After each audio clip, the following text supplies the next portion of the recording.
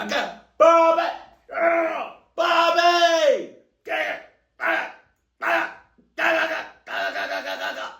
Oh my God, that's a lady.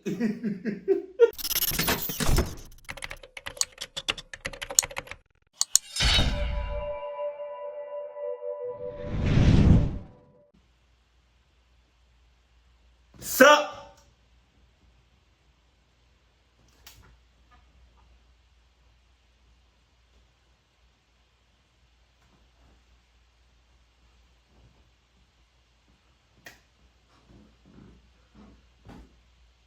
Though I'm hot. Let me just chill out for a second. Nope. Hold on.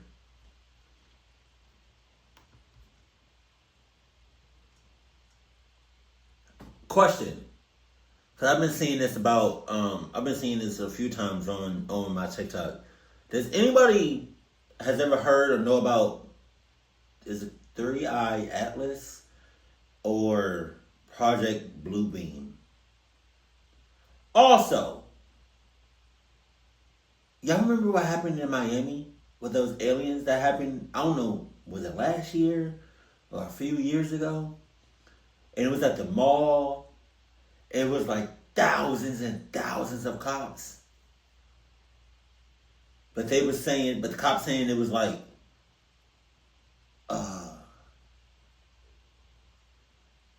some kids fighting in the mall. But it didn't make any sense of why it was that many cops there. But it's crazy because it's like, nobody has footage of that day. And these are modern times. Literally, almost everybody has a phone. Has a camera. Whether it's on a phone or... where is that footage at? Is it not on Twitter? Is it not on TikTok? You know? Somebody has footage of what happened during that time in Miami. Maybe they just have it in their phone and they're just waiting. I feel like certain people just have it.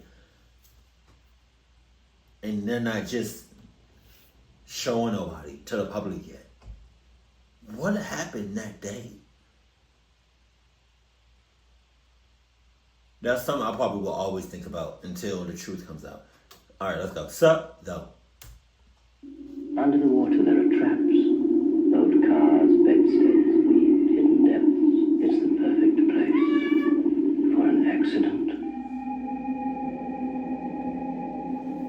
On the 29th of June, 2025, a group of teenagers ventured into the Miriam River in Bacabal, Brazil, for a quick morning swim. But after several minutes in the water, the group started to realize that one of its members, 13-year-old Raisa, was no longer beside them. Oh!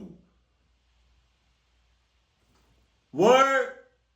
Okay, we out of the water.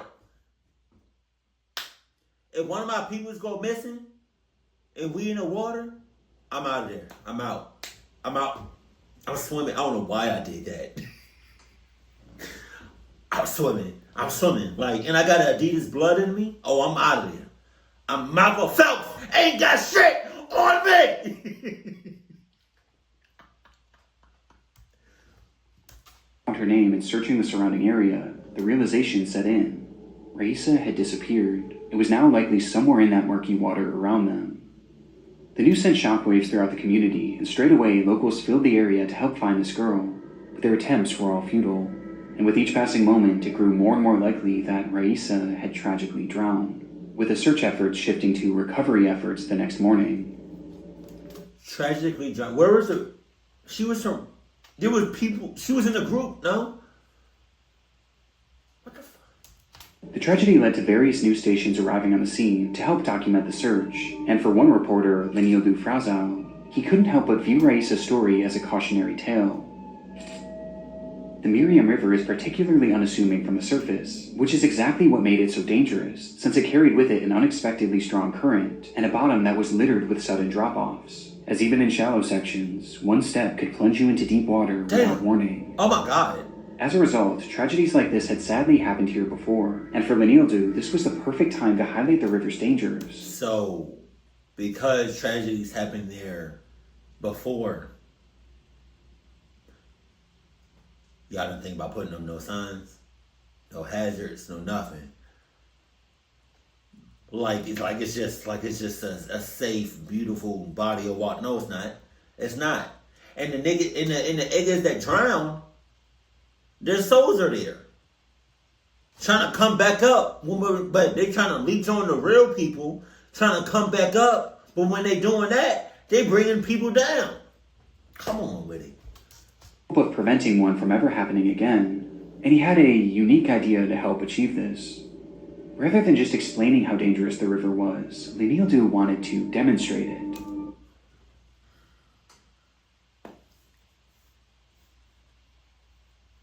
My God. What do you I don't personally have any condoms to give you because now, I'm married, so yeah. But we can go to the store together, you know. So I could pick you a pack of Trojans or some, Jordan Reebok Van condoms because you're about to get clogged up in all your holes. And it's water, so it's like, it's going to go in all the holes, cracks, crevices, all that. Or we can go to Costco and get a 32 pack of Trojan condoms for $15. I don't even know if they have that. That sounds like something they would have. So he began to take off his shoes and his pants before entering the water. Hold on. What kind of shoe? That's not Adidas. Oh, all right. In his hand. Pois justamente aqui, pessoal, nós vamos entrar agora na água aqui para mostrar para vocês o local. Olha, a gente já vê que aqui a água é muito forte, ó. E vai descendo, ó. Vixe Maria, vai descendo aqui, viu? Ó. The camera rolled as he waded into the river, at first going just to the depths of his knees, before the riverbed began to drop beneath him, sending the water all the way up to his chest. Então, pessoal, e ainda tem a correnteza. Aqui já, olha, ó, um passinho para frente, a água já está praticamente. And all while this happened, he spoke to the viewers at home about how unsafe this area could be, especially for unattended children who weren't strong swimmers. But even with most of his body now submerged, he wanted to take it even further in order to prove his point. Come on, bro. Come on, man. Come on. You know what? To each his own. So he continued wading towards the center of the river, right in the direction of the noticeably fast-moving current, until suddenly... Dip! Um pouquinho aqui, ó. A água já está acima do meu peito, para você ver a situação. Dip! Vou dar um pouquinho aqui, deixa eu ver. Dip! Ó, vou dar mais. Dip! Ó a fundura aqui, ó. What was that? What was that? Get out the water! Lenildu physically recoiled and let out a loud yell. He stood there for a moment, anxiously glaring into the water. Why was his tongue out? Was his tongue out? Go back.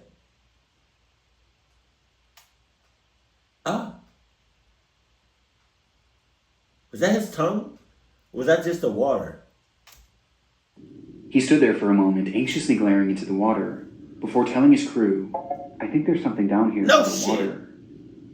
Whatever he had touched in those murky depths didn't seem natural, with Lenildu describing it as being soft. And quickly, he made his way back to the shore, where he further explained why he was so shaken by the ordeal, admitting that what he stepped on... Can we get away from the water, though? Like,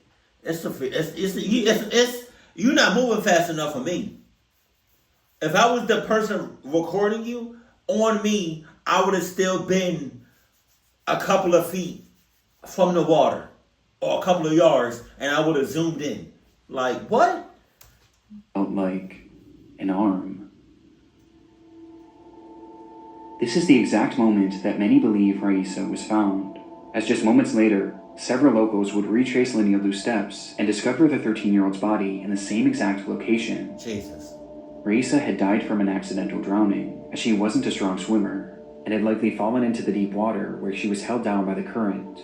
the exact conditions that Lenildo had been warning the viewers about when he unknowingly stepped on her corpse. Oh! With the entire ordeal culminating into what can only be described as one of the darkest moments in television history. Oh my God!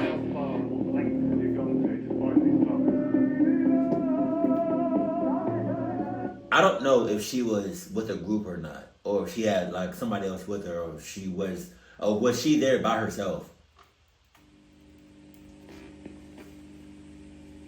Individually, they're just like you and me. But together... Hey! You know what I just realized? The guy, the young adult, I think he's 18 now, or 19 or something like that. The guy that made Backrooms, he's making a movie about Backrooms. Like a real movie. It's going to be in theaters. I think, is it A24 that's producing it? I don't know. Or it's behind... Oh, man. That shit about to go crazy. A source of endless fascination. And we'll conduct a rigorous scientific experiment into twin telepathy. Take care out on the street. Use your head and bend your feet. It was a peculiar sight. As traffic flowed through one of the UK's busiest roadways, the M6, CCTV cameras captured two women walking down the narrow median with a vehicle speeding past them. That is so dangerous. Who decided to put that walkway right there in the middle of a highway?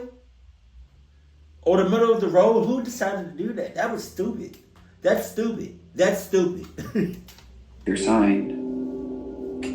These women were Sabina and Ursula Erickson, 40-year-old identical twin sisters who grew up in Sweden, with Ursula eventually moving to the US and Sabina to Ireland. Just one day before this footage was taken, on May 16, 2008, Ursula had made the long flight to visit Sabina at her home in Dublin. But things got off to a troubling start when Sabina got into a verbal altercation with her husband and the father of her two kids, prompting both sisters to leave the house in the middle of the night without telling anyone. The next morning, the sisters emerged in the city of Liverpool, where they visited a police station and reported that Sabina's kids were in danger and were unsafe in her husband's care. Law enforcement briefly looked into the matter, but ultimately they didn't seem all too concerned with the children's well-being, and rather they seemed more troubled by the women themselves. Their behavior was just somewhat off, so much so that shortly after leaving the station, they were kicked off a public bus for exhibiting erratic behavior, which some passengers found threatening. And after the altercation, this erratic behavior continued, as for unknown reasons, the pair began walking towards the M6, and then eventually right onto it, where we see them now. It defied any sort of logic, and put them in an extremely dangerous position, a position where one wrong move could lead to a horrific accident. And sure enough, that's exactly what would happen, though it was anything but accidental. Without warning, both women turned and then ran directly into the road, and for Sabina, directly into a car traveling in the fast lane. Immediately, local police were inundated with urgent calls about the ordeal, leading to a group of officers being dispatched to the scene, and coincidentally, the same group just so happened to have a camera crew following them as part of the show Motorway Cops. The show follows traffic officers as they handle their many daily encounters, ranging from mundane traffic infractions all the way to devastating tragedies, and this segment seemed destined for the latter. Lane 3 is obviously the fastest lane of the motorway. Anyone being hit, you're expecting serious injury, if not life-threatening. Despite the officers fearing the worst, however, when they arrived on the scene, they were met with a surprising sight. Standing there before them was Ursula and Sabina, who, despite being struck by a car at high speeds, appeared completely unharmed. In fact, both sisters were entirely calm, as they were shown casually speaking amongst themselves as if nothing ever happened. It was a miracle, and as the officers began trying to piece together the cause of this whole ordeal, everyone at the scene began to breathe a collective sigh of relief. There was no way that any of them could have known that their roles had just been cast in one of the most disturbing television scenes of all time. What are we talking about?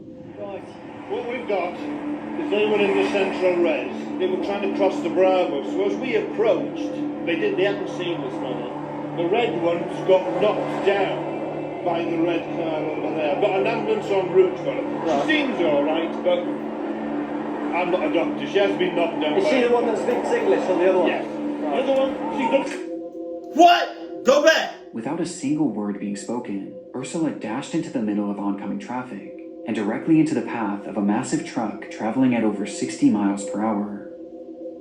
It happened in a literal instant. There was hardly any chance to react, and before anyone could even begin to process what they had just witnessed, Sabina would also run into the road, not after her sister, but rather straight into the path of an oncoming Volkswagen.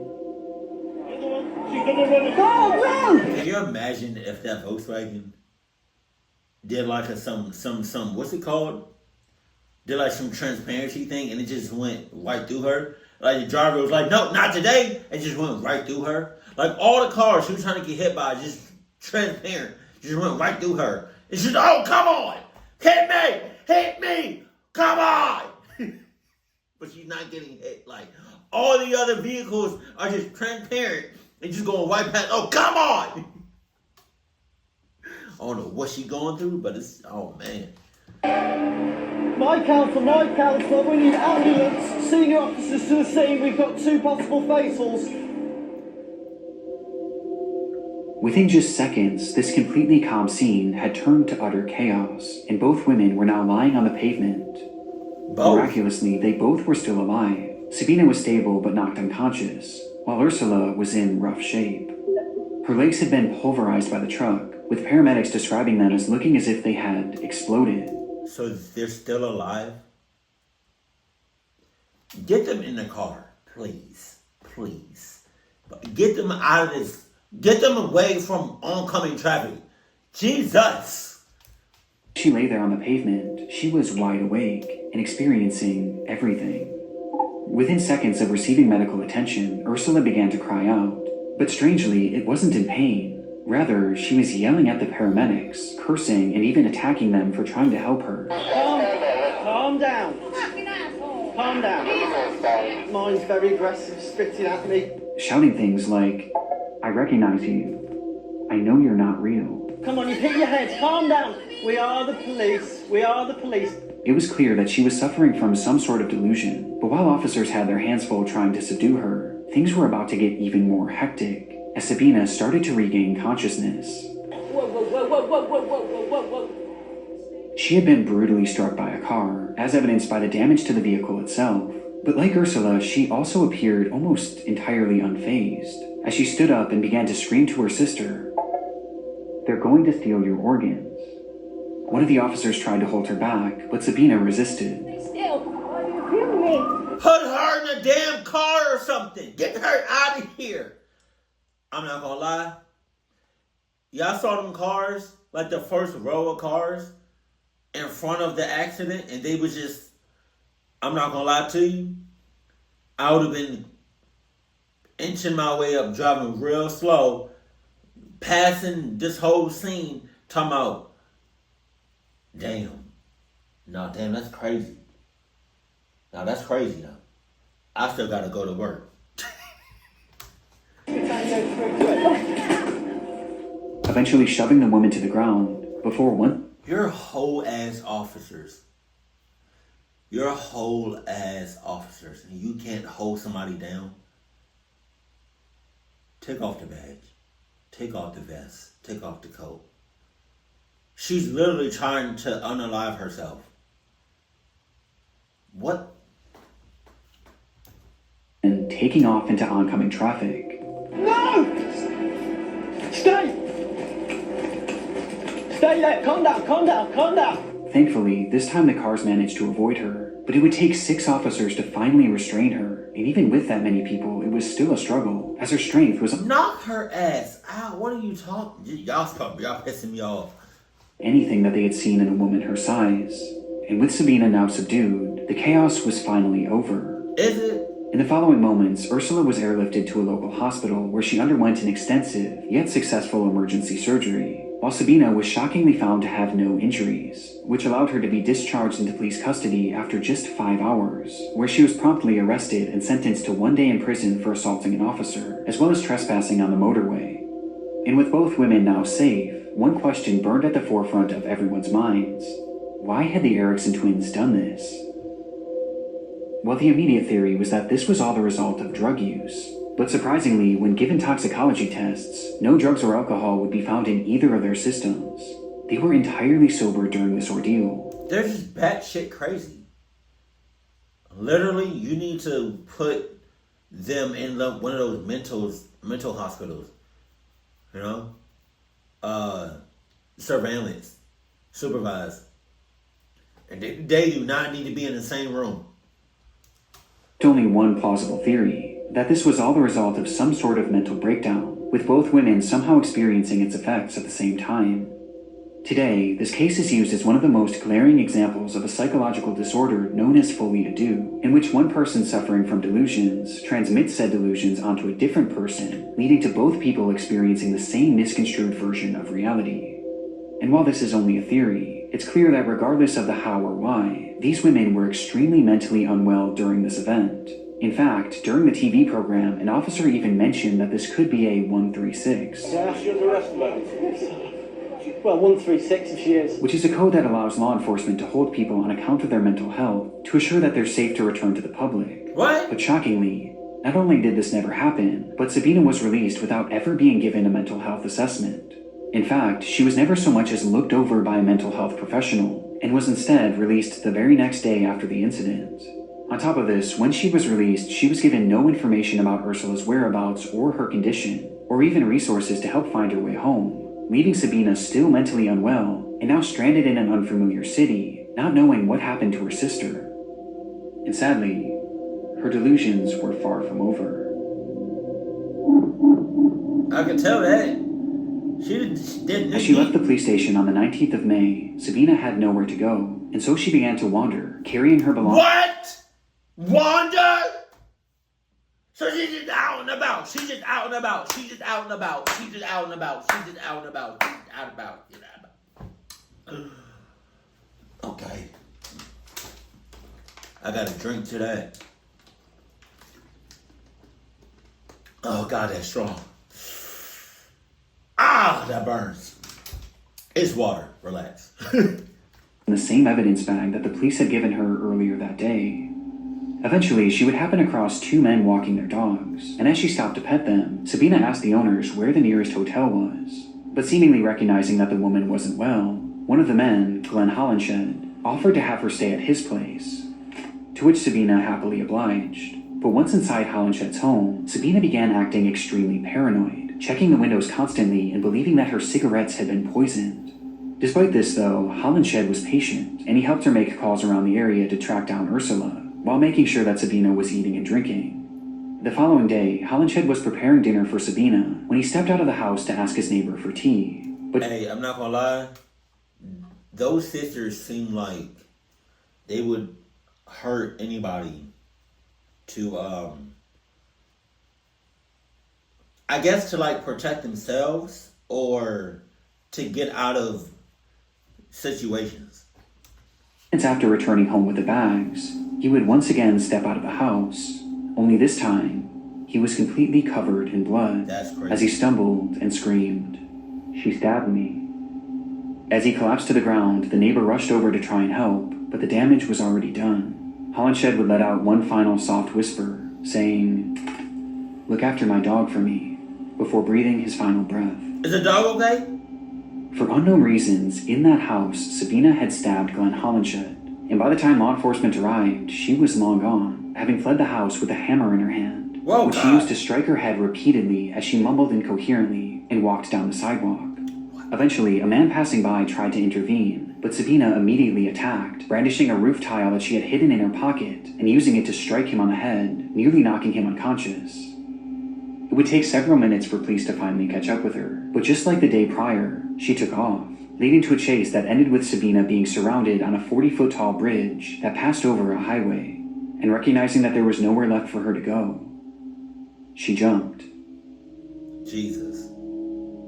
Somehow, Sabina would cheat death once again, and despite suffering 2 broken ankles and a skull fracture, she was alive. And after a lengthy recovery, she was put on trial for the murder of Glenn Hollenshed, where she would never give a single comment as to why she did what she did, leaving her motive a total mystery to this day.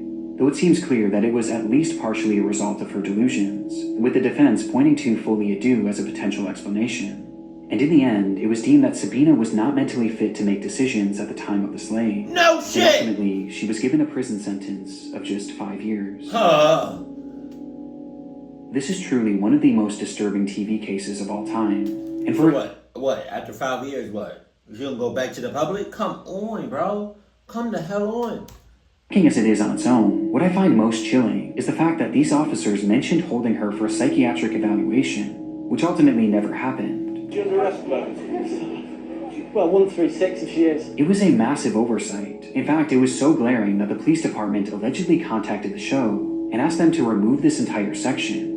As if they had just followed through with that code 136, Sabina would have been held for longer than just one night, which meant that she not only may have been given the help she needed, but she also never would have had the chance to meet Glenn Hollinshed that fateful day.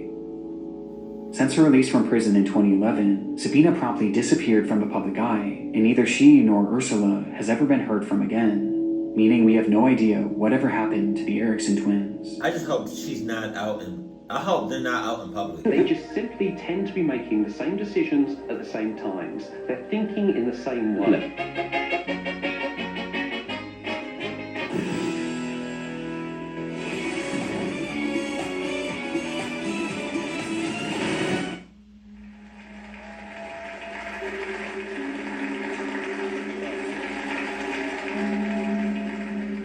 It's December 2021. A couple receives a warm welcome as they walk onto the stage, ready to compete in the Croatian television show Super Talent, the country's version of America's Got Talent. But it's clear this excitement from the crowd wasn't shared by the show's host, who turned to someone standing behind the camera and flashed the unmistakable look of concern. In the minutes prior, the audience at home was introduced to the pair, 34-year-old singer Roman Brnada and his wife, 44-year-old violinist Bianca Kolompar, along with their child, who would be watching on as the two share their musical talents with the world. In their day-to-day lives, Roman was a professional goalkeeper for a local soccer team, while Bianca was a professional violinist with a doctorate in music. And while on paper this all seems fairly normal, it was immediately clear to those watching that this couple was anything but. The two frequently went on long-winded and bizarre rants, with Bianca opening up about her breast enlargement surgery. Ja sam imala kao cura velike grudi, velika mi je bila želja da to vratim, operirala sam. And the two discussing at length their belief in a living God who walked the earth. Ja osjetim, stvarno imam taj kontakt sa živim Bogom i mislim da je Bog svugdje oko nas, da je Bog osoba, energija, znači sve, istovremeno, da. But it was their performance itself that proved to be the strangest part of their time on the show. Pozdrav svima. Dobro večer. Vi se mene ne sjećate, jel da? Ja? Ne. Prije puno godina. Aha, ja se ja sjećam da sam snimala škola, jel ide hardcore, ide? Ja se ispričavam, ali stvarno moram vas to pitati. Roman's introduction was fairly uncomfortable, as he made mention of a time that he had met one of the judges years before, who clearly had no recollection of the encounter, which seemed to frustrate him, as his demeanor quickly became hostile. Ko je vaš talent? S čim ste se došli Ja nemam nikakav talent. Pa šta ste onda došli? Rad. Ali potpuno nebitno, emisija se zove Super Talent, ja kolegica... Ja volim, nemojte mi zanimati. Alo, polako, mislim da ipak ćemo mi ovdje voditi riječ. Može. Leading to Roman receiving his first X before he even sang a single note. Wow. Ko je kolegica pitala koji je vaš talent, a naša emisija se zove Super Talent, a vi tvrdite da nemate talent, onda vas ja pitam pošto ste došli. Rad. Why not say the whole thing in that language? Like, I hear super talent or talent. Say everything in that. Why do you just have to say talent in English? Like, just say it in your language. Okay, hvala, može. It was a rough start for the couple, and by the time they did get to perform, things only got worse. And now, the end is near, and so I face the final curtain.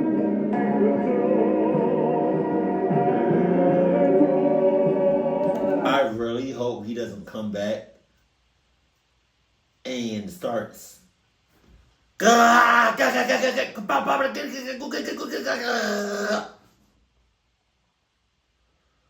really hope he doesn't come back on some I'm coming back for revenge. I hope not.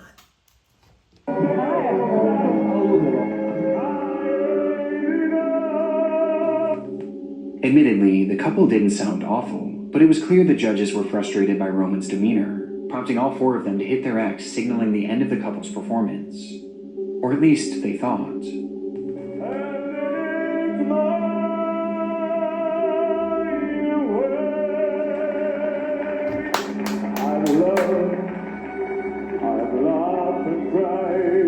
As the two just kept on performing, playing over the sounds of the judges shouting their name and the deafening silence from the crowd.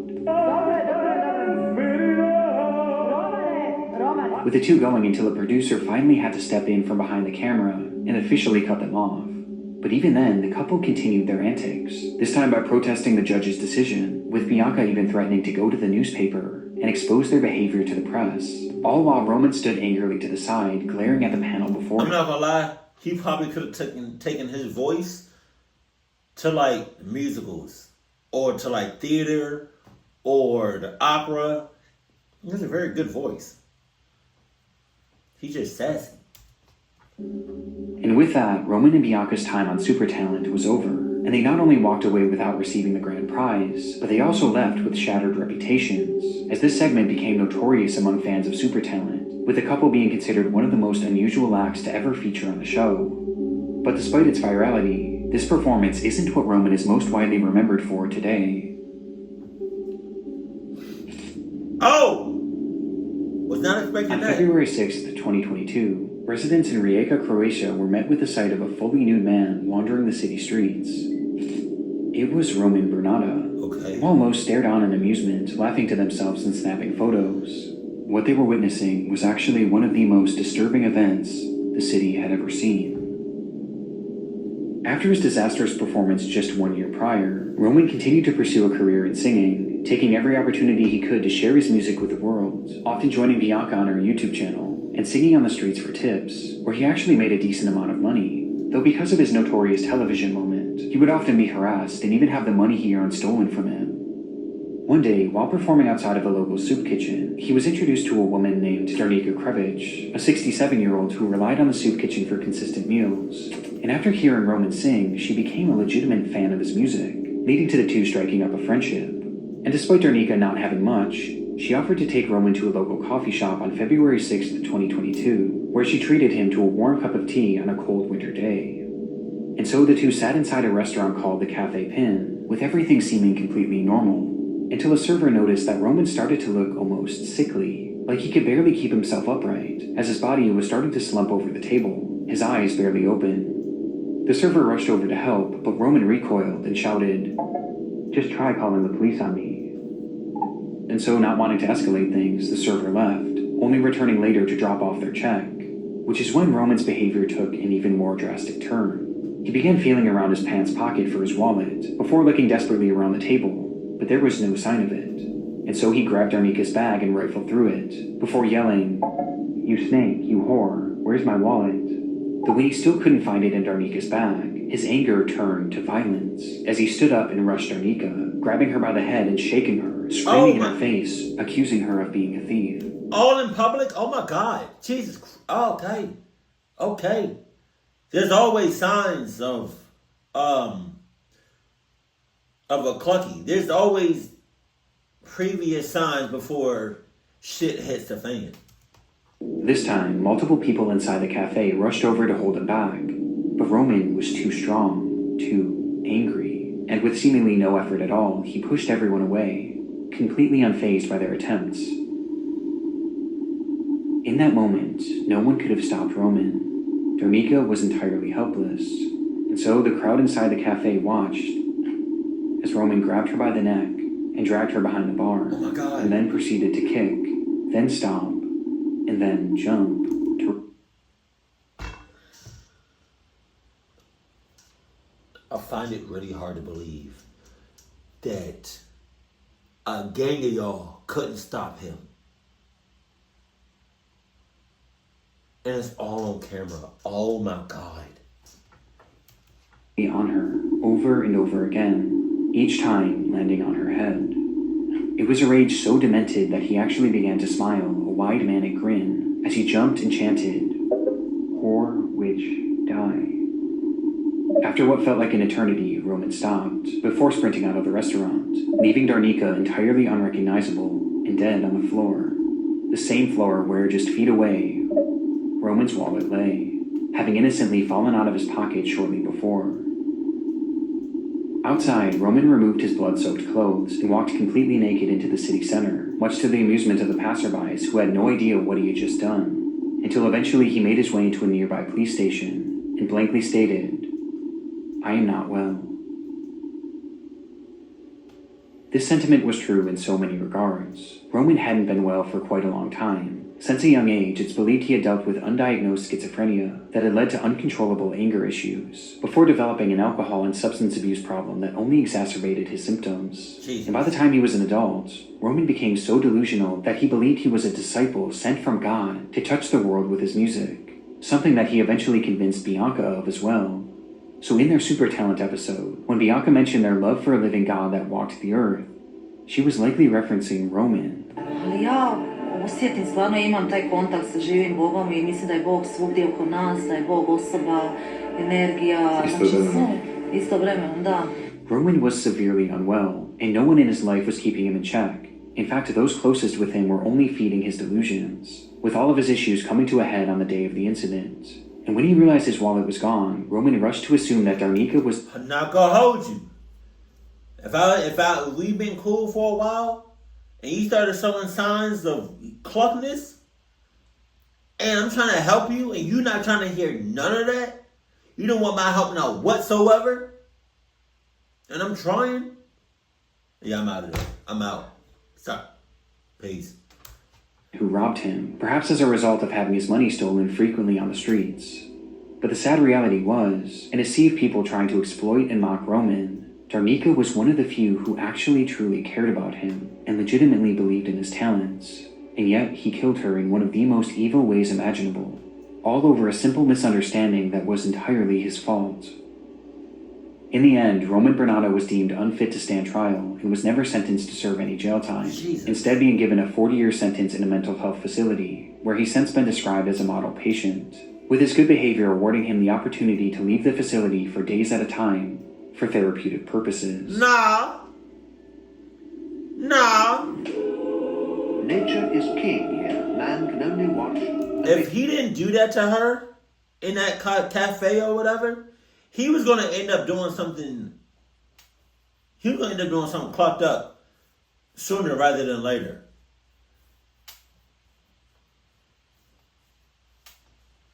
On some good behavior. He got outside on some good behavior. Come on. Nothing out there, it's your imagination.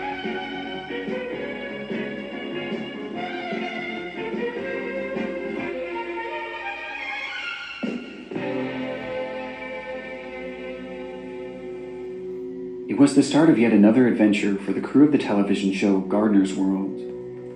This British program has been on the air since the 1960s and provides viewers with tips on how to maintain their garden while showing off a variety of unique plant life, which often brought them to remote areas of the globe. This particular episode was filmed on February 5th, 2020 in the Drakensberg mountain range of Lesotho, Africa, with the host, Nick Bailey, making the long journey to track down one specific flower. One species which grows wild all over the country and has been a real favourite with British gardeners for generations is the gladiolus. This delicate flower would have been familiar with many of the show's viewers, as it was quite popular in the UK, but in this region, there existed a unique species that had only been seen a handful of times in the last century, since it only grew in one particular valley in this one particular mountain range. Its scientific name is the Gladiolus microcarpus, and there were two people who knew it better than anyone else. Rod and Rachel Saunders were well-renowned botanists who studied the world of South African flowers in depth, with their favorite being the gladioli, as they would spend days and even months on end roaming areas just like this to learn everything they could about them, making them the perfect duo to help with the show. Why gladioli? There's so many different plant species in South Africa you could have picked. I think their beauty. Some of them are so exquisitely beautiful, you actually just want to sit down and cry when you see them. But even with their vast knowledge of this region, there was always an element of danger when traversing it. Its climate is often volatile, and conditions are known to turn on a dime, making safely navigating this area extremely difficult to downright impossible. This was apparent even on the day of filming, as a dense fog had rolled in, and given the steep and rocky landscape, one wrong step could spell disaster. This didn't stop the crew from carrying onward, though, as Rod and Rachel were relentless in their pursuit. They would do anything to find these flowers, and sure enough, the segment ended as they did exactly that. We've come about 4 times looking for this plant, and this is the best I've ever seen it. It is looking absolutely gorgeous. With that, Rod and Rachel's time on Gardener's World was over, but their journey through this area certainly wasn't. As the cameras cut, the crew made their way back to their makeshift base camp miles away, where they said their goodbyes, with Nick Bailey capturing a photo with a beloved couple and sharing it onto Twitter before parting ways, leaving the couple behind, as rather than returning to their home in Cape Town, this was actually just the start of what would be a multi-month expedition into this region, with the Ngoi Forest Reserve being their final destination. Along with being botanists, the couple were also avid seed collectors, and had started a business which shipped the seeds they had found to other plant lovers around the world. And while here, they made it their mission to find some of these ultra-rare gladioli seeds, and sure enough, on February 8th, 2020, Rod and Rachel sent a text to one of their employees at the seed mailing business, which contained a photo of the exact flower they were looking for.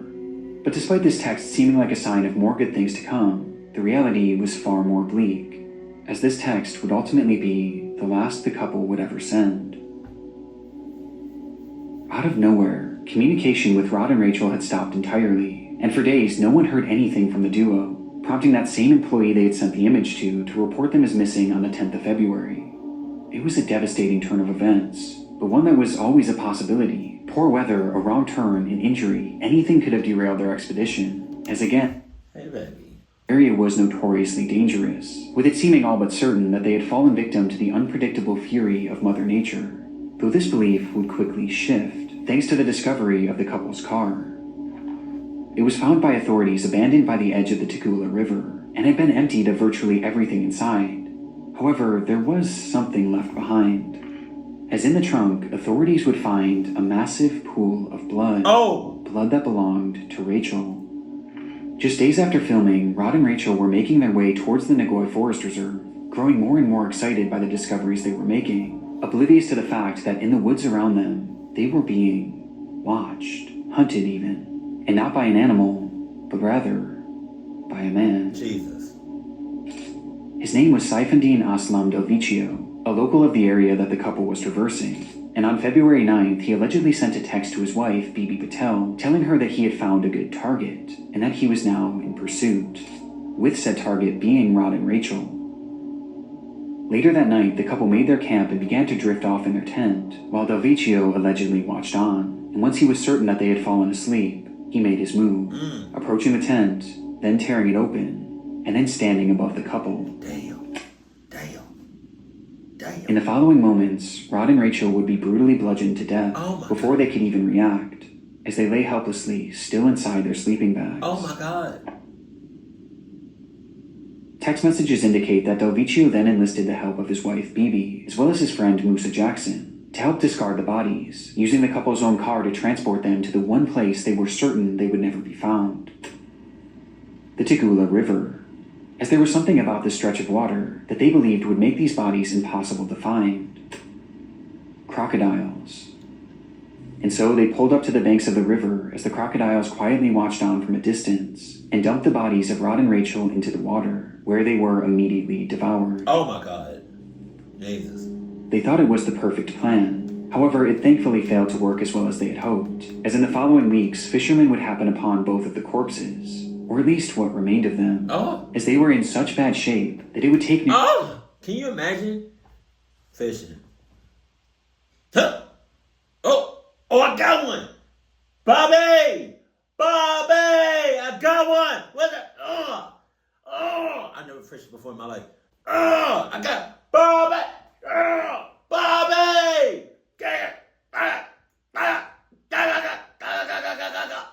Oh my God, that's a leg. Oh my God. That's a human leg. Can you imagine just reeling that in? It's like an arm. Or like somebody's ear or head. Jesus. 2 full months for them to be identified. As for why this attack happened, we still don't fully know, as the trial is still ongoing, with Del Vecchio proclaiming his innocence, which is why everything is alleged at the moment. But the evidence is damning. Messages on Del Vecchio's phone paint a clear picture that he was responsible for this, with his motive appearing to be religious differences between him and the Saunders, as well as money, as after the slayings, large sums of money were withdrawn from the couple's bank accounts, along with lavish purchases being made on their credit cards, with one of the receipts from the shopping spree being found inside of Bibi's purse. The evidence is almost impossible to deny, but while we wait for justice to be served, it's important to refocus on those who won't be here to see it happen. Jesus. Rod and Rachel truly did nothing wrong. They were two incredibly wholesome people who were just trying to find and connect with the flower that they loved so dearly. And while our interview days before their death is an undeniably dark television moment, it also serves as an incredible tribute, as one of the last things they ever did in their lives was share their love and passion for gladioli with the world, the flower that they ultimately gave their lives to find. Quite a trek to get here, and what an incredible treat to see such a special plant in such a niche environment. Thank you. Pleasure. It's a pleasure. It's nice to be here.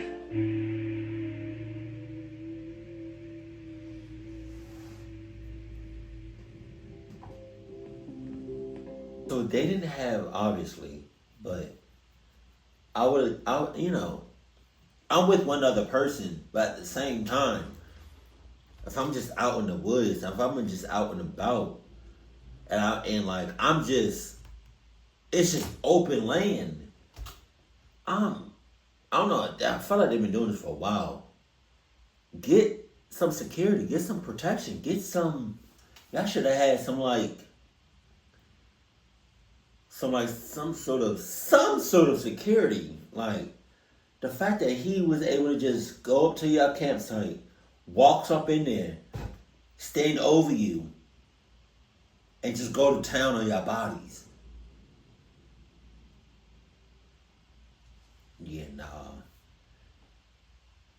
I wonder if they had any children. But that first story of that teenager that went missing, that drowned in that water, my guy, bruh. Like, it's already bad enough that you was that close to the water, but you had to be inside the water. You had to go deeper and deeper into the water until you almost dipped and your death almost got caught on camera. I'm not gonna lie. Once I realized, if I was you and I realized what I stepped on or what I tripped over was her dead corpse, I probably would have been traumatized. Not gonna hold you. Those two twin sisters, I don't understand what took them. Why didn't they just hold them down? Your officers they're detained. Restrain them. They literally, come on, bruh. It took 6 officers to hold one person down. Get the clock out of here.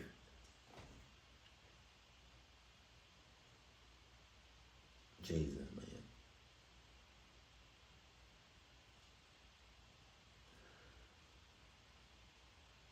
Some crazy ass people out in this world. Keep it cool, keep it classy. And I love you. Stay happy.